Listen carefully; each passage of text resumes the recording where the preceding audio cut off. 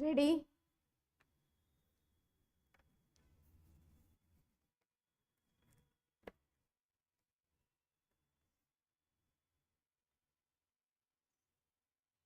Start.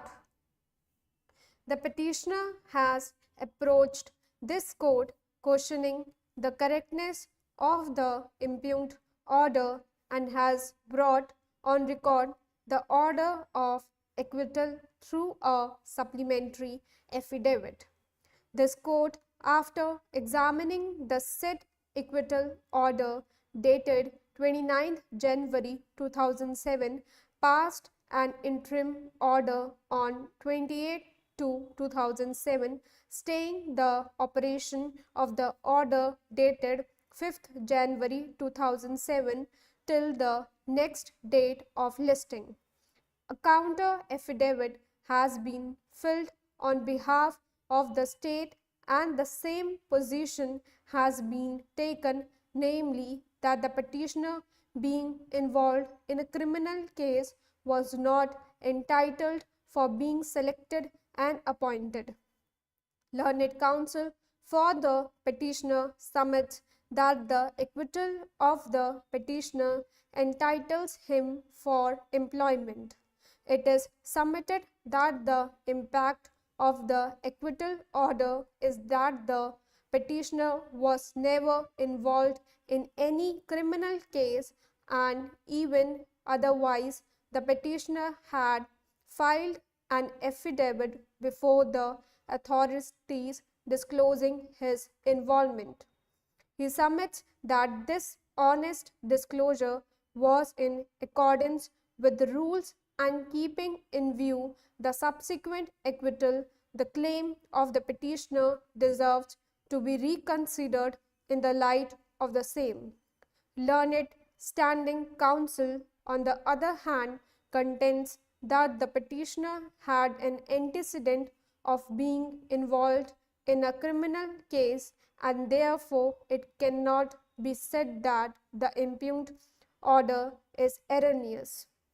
He further submits that the order was passed on the basis of the material that was available, and in the absence of the order of acquittal, it cannot be said that the order suffers from any infirmity.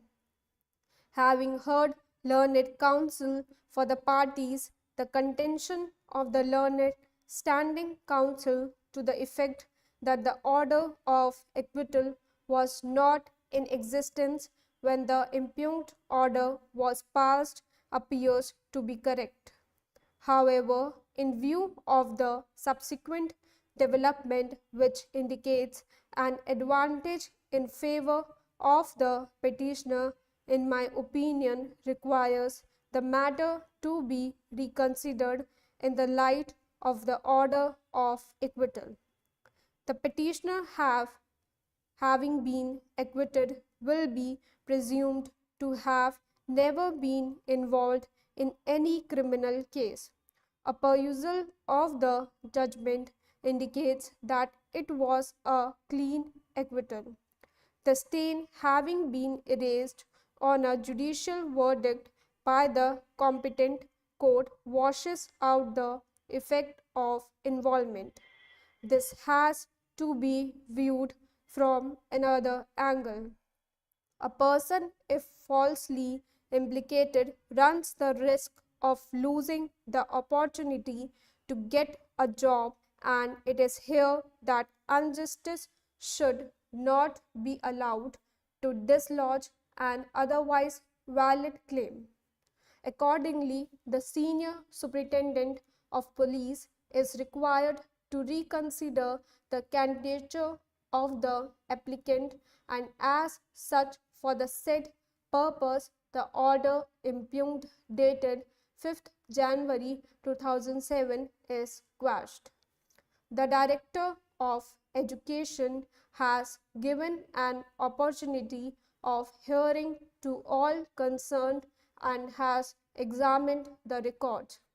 It has been found by the Director in his order dated 4/6/2007 that two separate posts were advertised by the institution for the post of lecturer in economics. While one post of lecturer in economics was on fixed honorarium basis, the other post advertised was for a self-financed evening course run by the college. It is claimed that the petitioner applied for both the post, that is fixed honorarium basis, and also for appointment to the self-financed evening course.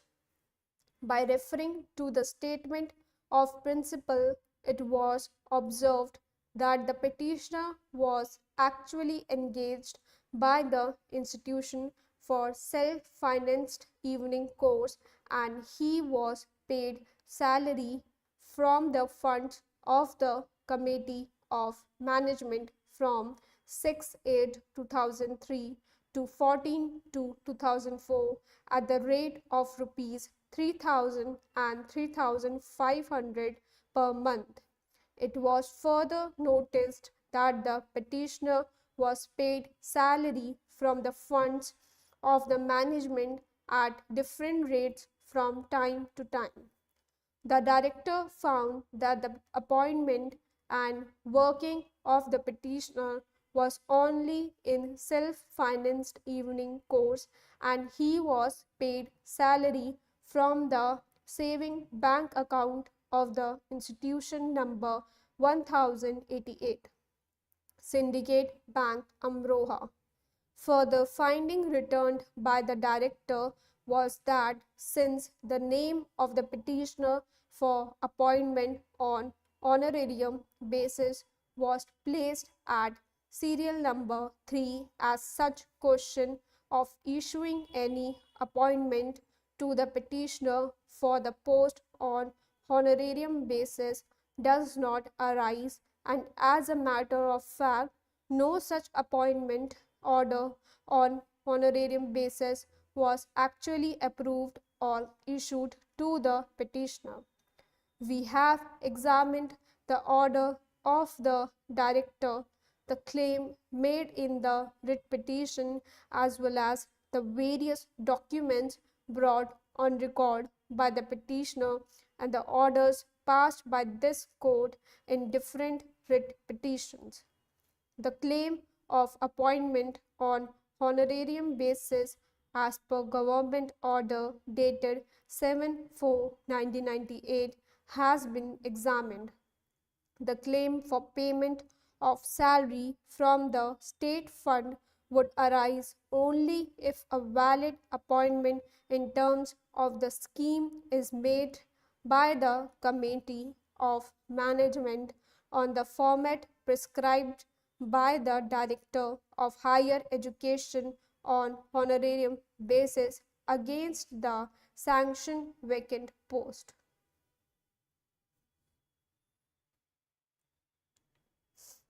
Source is 3P Legal, RHC, exercise number 29. Words are 814 and speed is 100.